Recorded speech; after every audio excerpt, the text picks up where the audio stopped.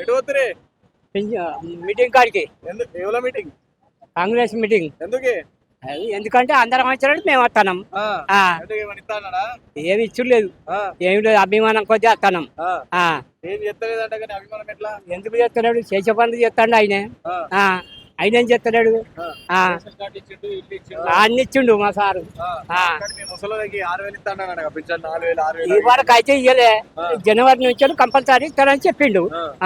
కోపం లేదు అయ్యలేడని? ఏం మాకేం కోపం లేదు. సంతోషంగా లేరు ప్రజలు, ముసలంతా కోపం? అట్లేమి లేదు, అట్లేమి లేదు. మా రేవంత్ రెడ్డికి మేము అందరికి ఆయన మాకు ధన్యవాదాలు.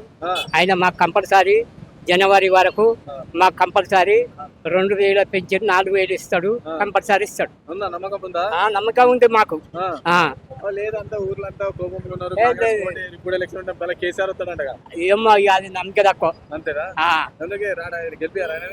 ఏంటి ఇల్లే 10 ఏళ్ళు వాళ్ళది మోగింది, 10 ఏళ్ళు వీళ్ళది మోగుతుంది. సంసారమైన రాజకీయమైన 10 ఏళ్ళు ఏదే కానీ 10 ఏంటే దించేస్తారంట రేవంత్ రెడ్డి. ఏమన్నది ఎవరి నుంచి కాదు, 5 ఏళ్ళ దాకా ఆయన ఎవరిని కొనాటోళ్ళు లేరు. సంతోషంగా ఉన్నారంట ప్రజలు. సంతోషమే. అవును.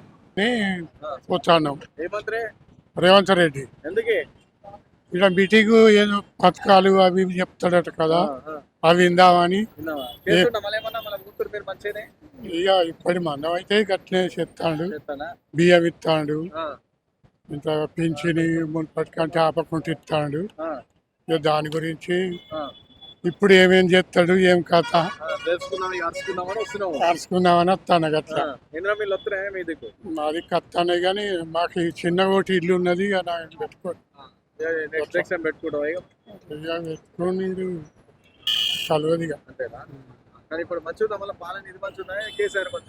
ఇదే మంచిగున్నది అనిపిస్తాను.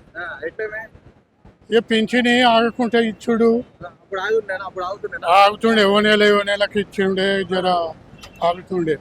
ఇప్పుడైతే ఆగుతలేవు. ఇక నెల రాకముందే ఇస్తారు. ఏం చెప్తాను కానీ 2,000 ఏమైతాయి, ఏదో అట్లా పూట నడిపిస్తారు. అట్లా 4,000 చెప్తానంటాను కానీ చెత్తలేడు కదా.